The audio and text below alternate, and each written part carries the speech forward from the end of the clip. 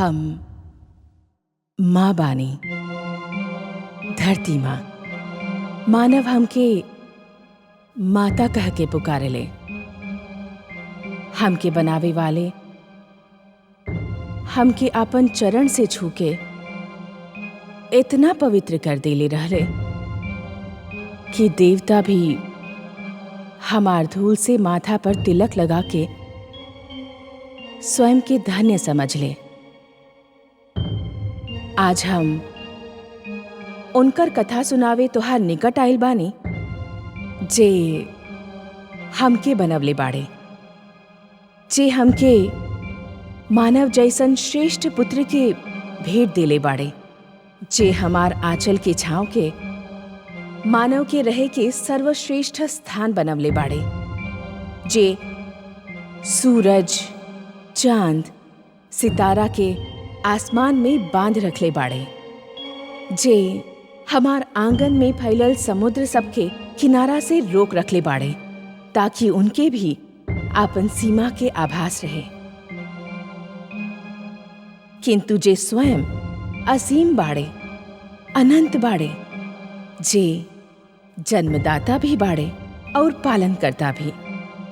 हाँ, हम तोहके उनकर कथा सुनावे आइल बानी, जे आपन भक्त प्रहलाद के रक्षा करे खातिर नरसिंह बन के आइले, जे राक्षसी संस्कृति के नाश करे खातिर राम बन के जन्म ले, और जे कंस के अत्याचार मिटावे खातिर कृष्ण के रूप में अवतरित भइले, जे हमार आराध्य बाड़े, तोहार आराध्य बाड़े, हम सबके आराध्य बाड़े। विश्व जिनके विष्णु कह के पुकारेला, जे नारायण भी बाड़े, लक्ष्मीपति भी बाड़े। ई कथा सुनल सबकर खातिर आवश्यक बा, नितांत आवश्यक। खाली ऐसे ना कि ई परमपिता परमेश्वर के कथा बा, खाली ऐसे ना कि ए कथा में मानव के परंपरा बा, ओकर सभ्यता के इतिहास बा, ओकर अतीत, वर्तमान और भविष्य बा। बाकी ऐसे आवश्यक बा कि ए कथा से जीवन जीने के सत्य मार्ग पर चले के, अन्याय से संघर्ष करे के, कर्मयोगी बने के प्रेरणा मिलेला। ए कथा में जीवन के मूल्य बा, जीवन के सिद्धांत बा। ई कथा सुन के मानव धन्य हो जाले, जान लेले कि जे कर्मठ होखेला, परमपिता परमेश्वर उनकर रक्षा अवश्य करेले। ई कथा हम ही सुना सकेनी, काहे कि हमार रचना मानव के रचना से पहले भइल रहल। हमार इतिहास मानव इतिहास से भी पुरान बा। ए कथा के आरंभ महाप्रलय से होखेला।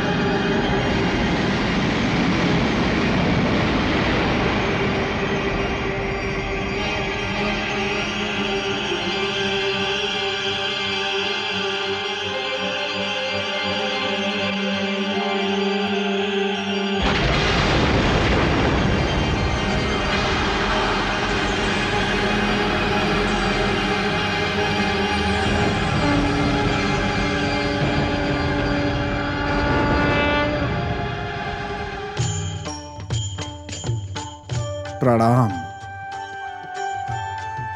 हे नारायण, रउआ के कोटि कोटि प्रणाम। हे विश्वेश्वर प्रणाम। रउआ के असंख्य प्रणाम।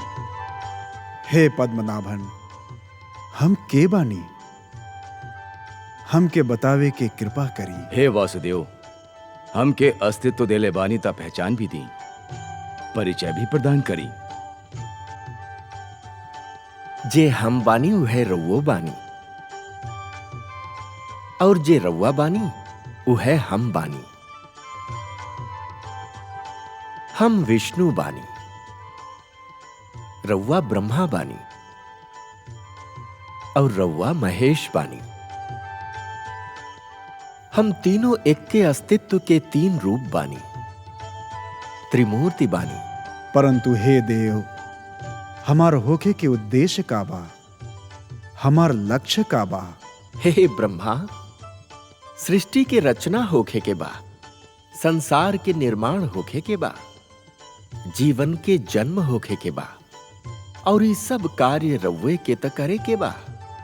रउआ विधाता बानी, सृष्टि में जन्म लेवे वाला जीवन के जन्मदाता बानी। और हे परमेश्वर, हमार रचना काहे भइल बा?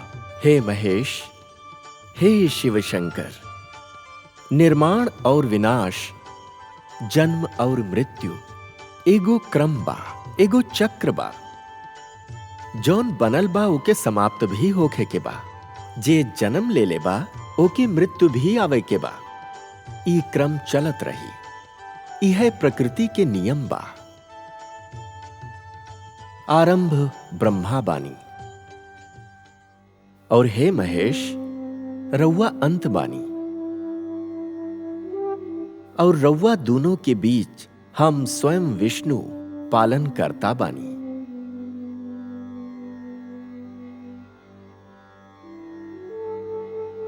हे ब्रह्मा, हे विधाता, सृष्टि के रचना के शुभारंभ करें।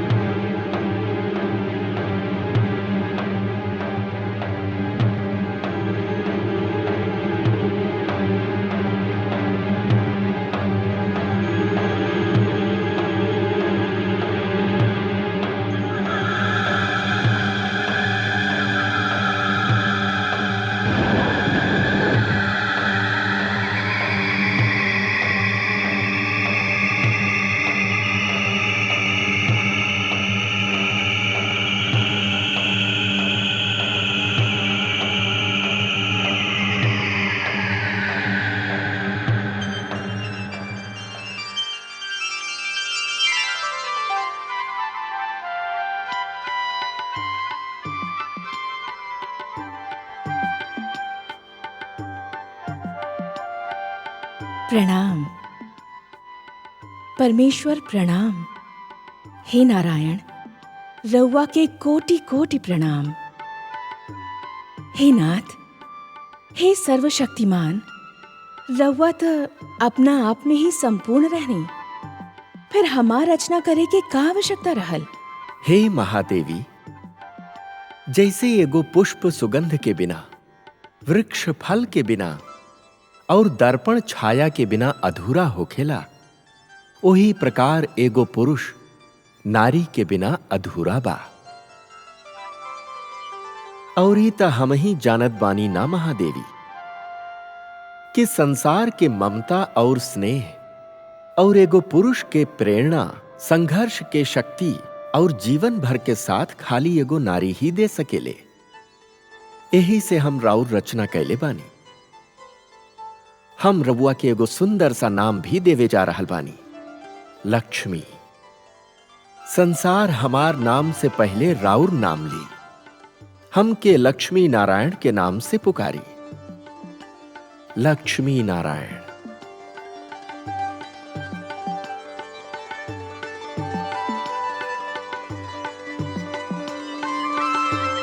श्री विष्णु भगवान की अनुमति से ब्रह्मा सृष्टि के निर्माण के श्री गणेश कैले।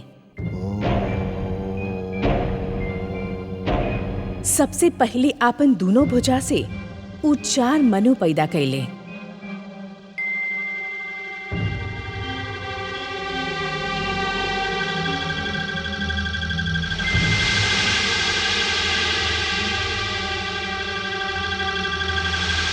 और उनका से मानव जाति के उत्पत्ति के भार उठावे खातिर कहले। परंतु शिशु रूप में जन्मल ई सनकादिक ऋषि सनत, सनातन, सनंदन और सनत कुमार में इच्छा के अभाव रहल। हम तू लोग के आज्ञा देता नहीं, जौन कार्य तू लोग के सौंपले बानी ओके तू लोग पृथ्वी पर जाके पूर्ण करा।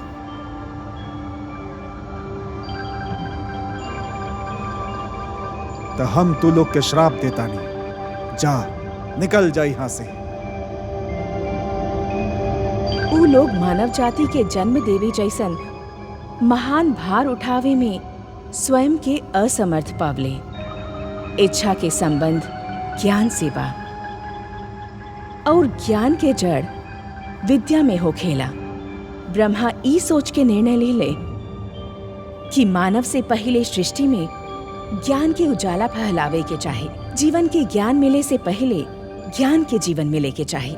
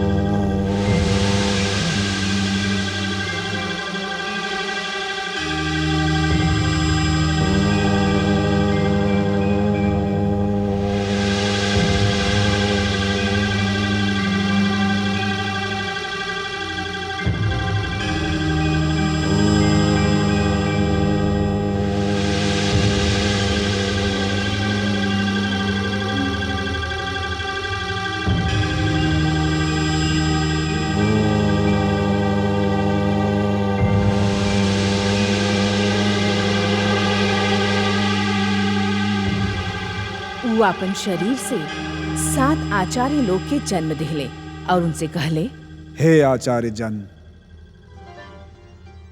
हे वशिष्ठ, हे कृतु, हे पुलब, हे पुलस्य, हे अंगिरा, हे अत्रि, हे मरीचि। सृष्टि में मानव जीवन के आगमन होखे वाला बा। मानव के शिक्षा दिहल, होकर जीवन के दिशा दिहल, राउर जन्म के कारण भी बा और उद्देश्य भी। होकर मार्ग में ज्ञान के प्रकाश फैलाइब रहुआ लोग।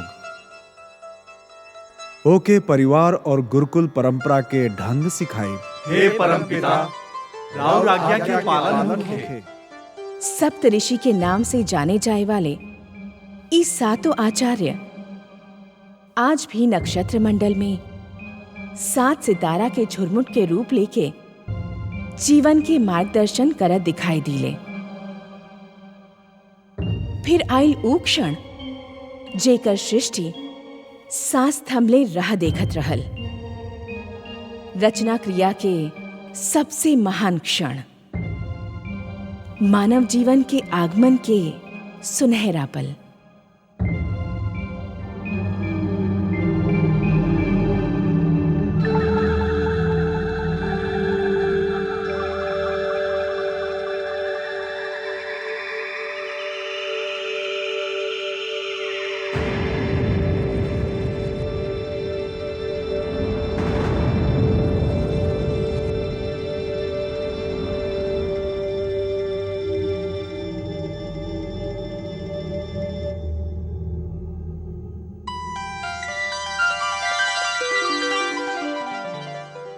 प्रणाम प्रभु।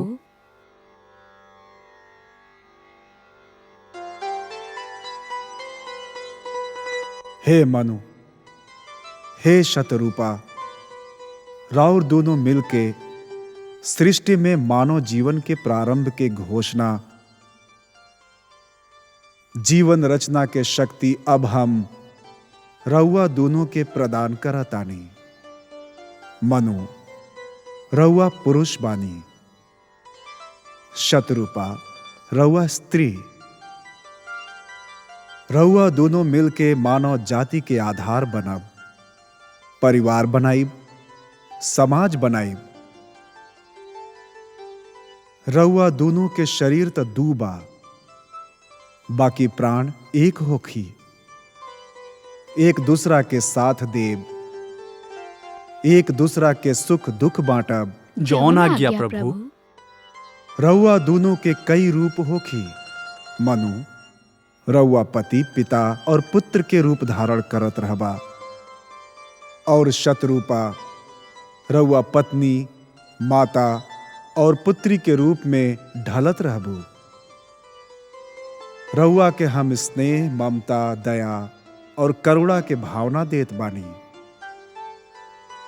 मनु, रउआ के संरक्षण, पालन पोषण और परिश्रम के शक्ति प्रदान करतानी।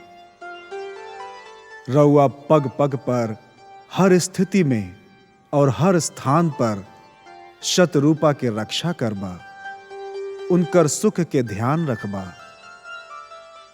आज के उपरांत सृष्टि पर जीवन स्वयंभू ना होखी। अब जीवन जन्म ली और जन्म दी। हे पिता, राउर आज्ञा के पालन होखी। हम अपन धर्म के पालन करब प्रभु।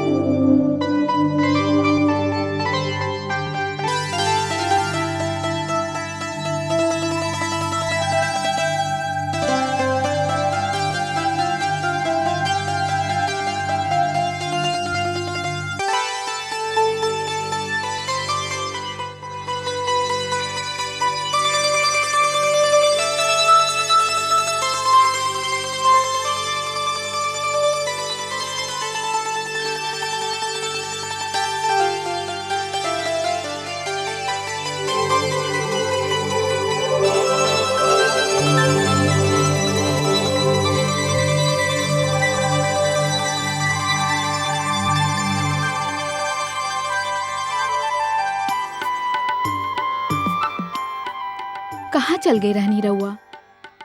रउआ के लगे ना पाके हम कितना घबरा गई रहनी। काहे चल गई रहनी हमरा से दूर?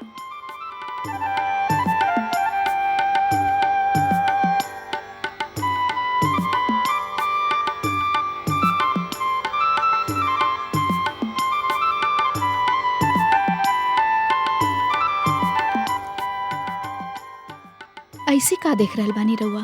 देख नहीं रहल देवी, सोच रहल बानी।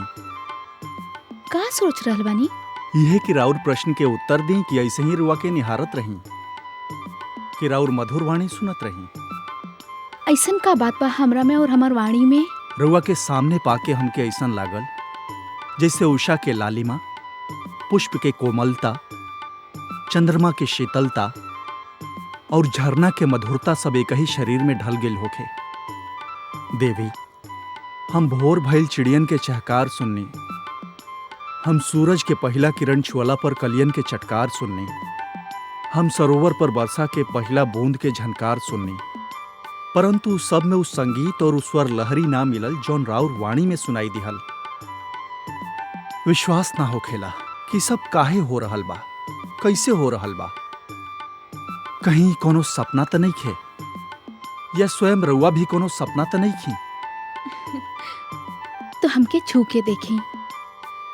सपना के तो हाथ से छू भी ना जा सकेला।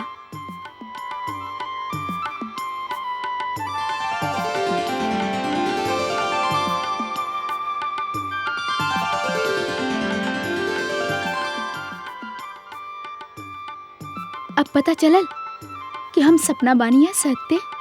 रउआ सत्य बानी देवी, सृष्टि के सबसे सुंदर सत्य। ब्रह्मा जी हमके रउआ बारे में बहुते बात बतौले रहले, परंतु एगो बात ना बतौले रहले जौन अब हम जान लेले बानी। कैसन बात? इहे कि रउआ हमार संगिनी ना, हमार आवश्यकता भी बानी। रउआ अधूरा बात जन्नी स्वामी। काहे? पूरा बात ई बा कि हम दोनों एक दूसरा के आवश्यकता बानी।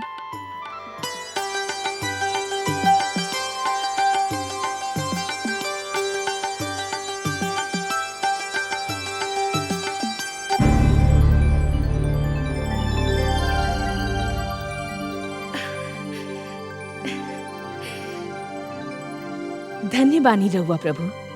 आज राउर लीला के एगो अनोखा रंग देख ले बानी हम।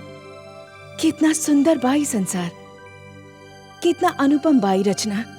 ई प्रेम, ई भावना, ई स्नेह, मनु और शत्रुपा के भावना में जो फूल सा सुगंध, मधु सा मिठास और कलियन के कोमलता के अनुभव बानी, वैसन भावना से तो हमनी के देवलोक वाला भी वंचित बानी प्रभु।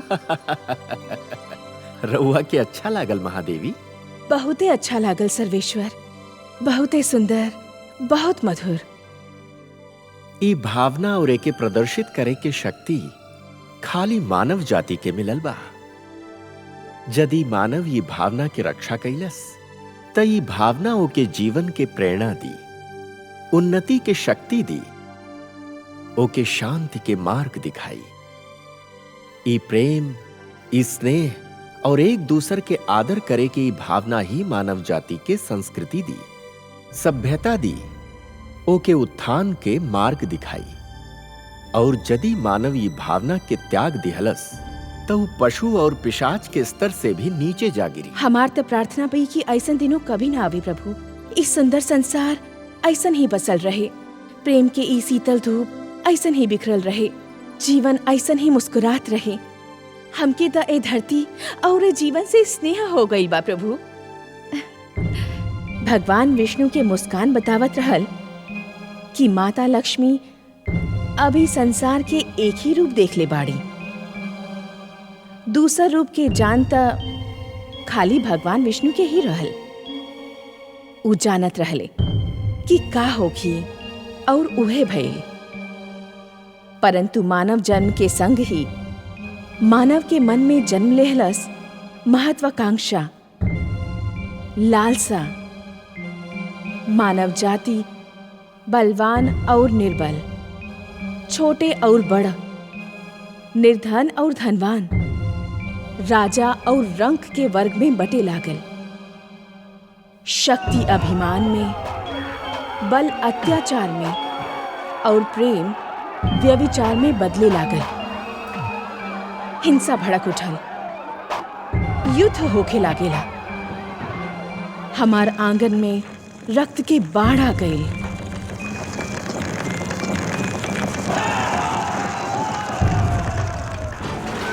हम घबरा गई। हम मानव के बार बार पुकारने, बाकी हाहाकार में ऊ तो हमार पुकार ना सुनलस। परंतु हमार ई पुकार देवलोक तक पहुंच गई।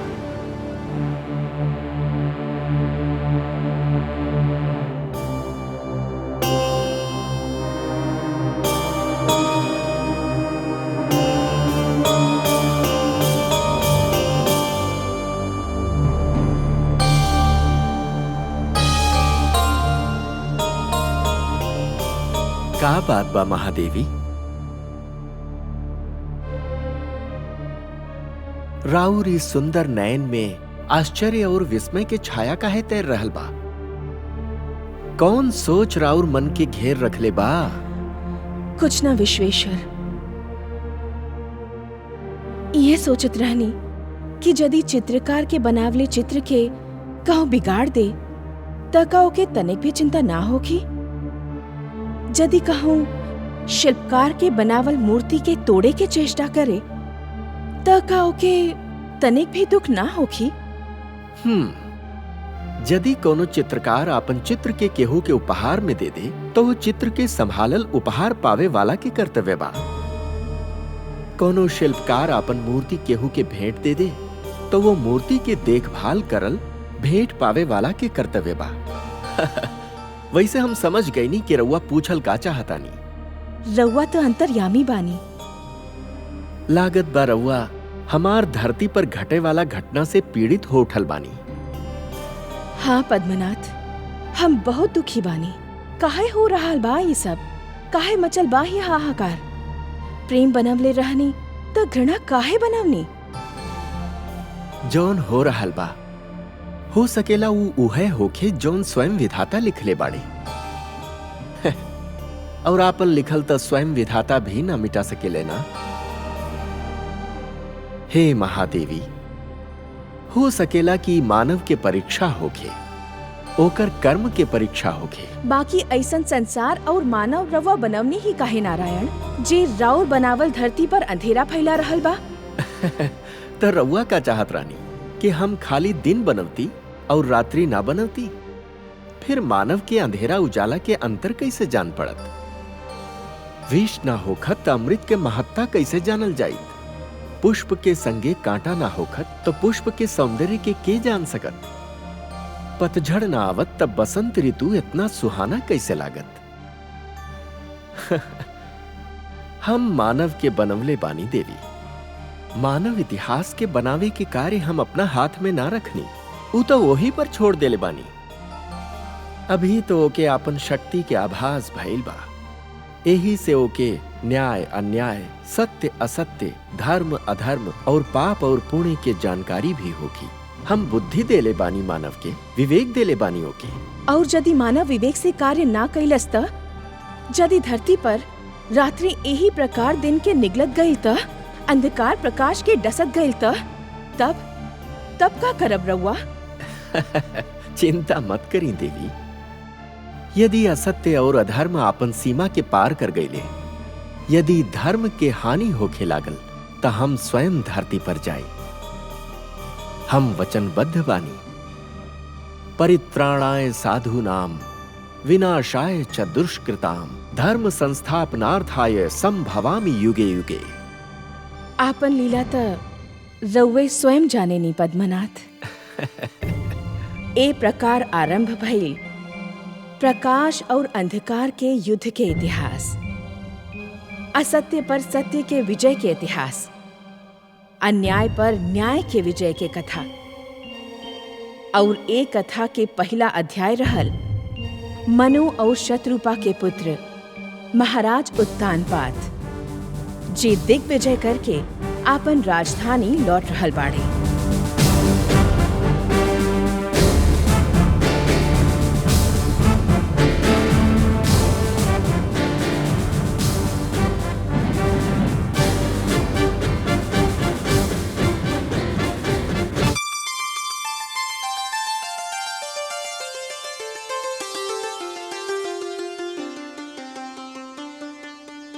महारानी सुनीति के जय होखे। महाराज उत्तानपाद दिग्विजय से लौट के आ गइल बड़े। महारानी चल के उनका स्वागत ना करब?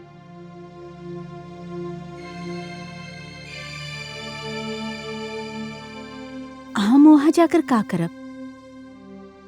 उनकर स्वागत करे खातिर त पहले ही से वहाँ के उपस्थित बा। क्षमा करी महारानी, बाकी रउआ बड़ रानी बानी, पटरानी बानी। महाराज के स्वागत के अधिकार तो रउए के प्राप्त बा। आपन स्वागत के अधिकार देबे ना देबे के अधिकार त महाराज के हाथ में बा, और महाराज ये अधिकार अब केहू और के दे चुकल बाड़े। रउआ ये मानी माता पिताश्री के स्वागत खातिर ना गईनी? ना पुत्र, हम ना गईनी। फिर हम जाए पिताश्री के स्वागत करे। तू भी मत जा पुत्र। काहे माता? हम नहीं चाहत कि इतना कम आयु में तू पीड़ा और दुख जैसन शब्द के अर्थ जान ल। तोहार कोमल मन की तनिसा भी ठेस लागल ना त हम सहन ना कर पाई। हम समझनी ना माता श्री। अभी छोट बड़ा ना, बहुत सा बात तो के समझ ना आई। बाकी माता श्री हमसे मिले खातिर व्याकुल हो रहल बानी। इतना दिन बाद तो लौटल बड़े पिताश्री। जहाँ इतना दिन राह देखले बड़े, तनी देर और प्रतीक्षा ना कर सकेला? वो इहे आई हैं। एगो बात पूछी माता? अवश्य पूछा पुत्र। का वृक्ष के छाया वृक्ष से दूर रह सकेले? कदापि ना। तो फिर पुत्र अपन पिता से कैसे दूर रह सकेला? पिता के प्रेम पे पुत्र के जन्मसिद्ध अधिकार बा।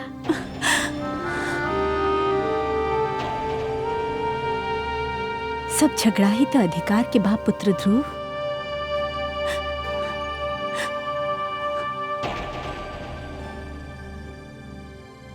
अधिकार के बा।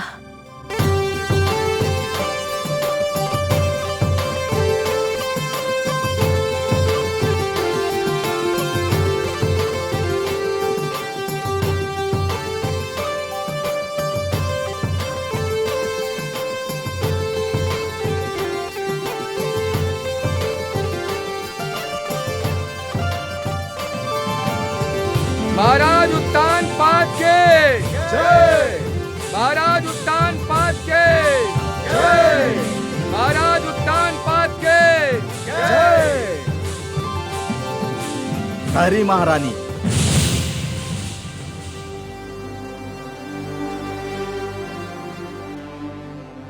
ये उचित नहीं खे। का उचित नहीं खे? महाराज के स्वागत के पहला अधिकार बड़की रानी के प्राप्त होके, किंतु ई अधिकार महाराज बड़ रानी से लेके हमके दे देले बड़े। का अंतर पड़ेला गुरुदेव? दोनों ही हमार रानी बाड़ी और दोनों में से एक केहू भी हमार स्वागत कर सकेला। राजा प्रजा के आदर्श होखेलन महाराज। राजा जे कार्य करेलन, प्रजा ओकर अनुसरण करेले। राजा मार्गदर्शक होखेलन, समाज उनका पीछे चलेला। उचित अनुचित के परिभाषा भी राजा ही बनावेलन। जैसन राजा ओइसन प्रजा। आज जवन कार्य हो रहल बा, ओसे समाज के बड़ लोग के आदर के परंपरा संकट में आ सकेला। और जब छोट बड़ लोग के सम्मान कैल छोड़ दी हैं, तो समाज में उथल पुथल मच जाई। और जब समाज में उथल पुथल होखे, तो राज्य के स्थिरता डगमगा जाला। यदि महाराज परंपरा के तोड़ल चाहत बाड़े त रउआ के का आपत्ति बा गुरुदेव? परंपरा हमनी के आदरणीय पूर्वज बनौले बाड़े, ओके तोड़े के केहू के अधिकार नहीं खे। तब फिर महाराज के का निर्णय बा?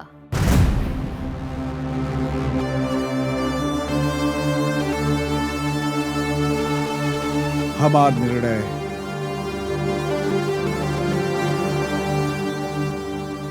निर्णय ही बा कि महारानी सुरुचि ही हमार स्वागत करिया। यदि राउर ई निर्णय बा त फिर केहू के भी उपदेश हमके रोक ना सकेला। पति के आदेश मानल ही पत्नी के धर्म बा, और ई धर्म हम निभा के ही रहब।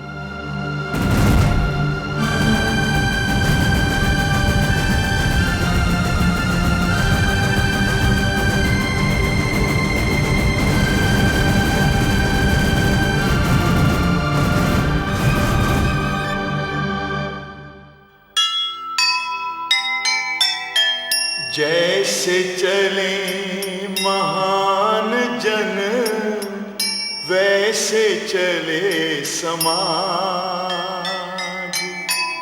वैसी बन जाए प्रजा जैसा होगा राज। टूटी अगर परंपरा टूटेंगे आदर्श, दुख ही दुख छा जाएंगे, मिट जाएंगे हर्ष, मिट जाएंगे हर्ष। विष्णुपुरा विष्णुपुरा विष्णुपुरा प्रगटे कब तीन लोक, जन्म मृत्यु हर्ष शोक, पृथ्वी जल वायु गगन, प्रकृति कब ज्योत अगन। इस पुराण में है निहित जप तप और योग ध्यान। विष्णु पुराण